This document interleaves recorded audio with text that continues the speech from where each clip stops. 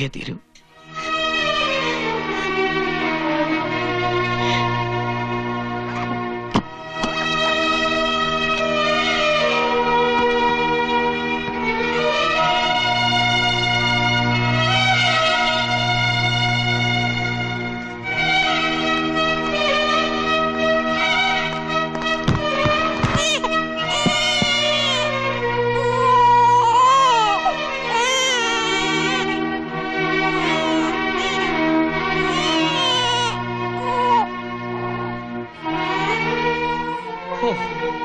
ജമീല, അങ്ങനെ ശല്യം പോയി.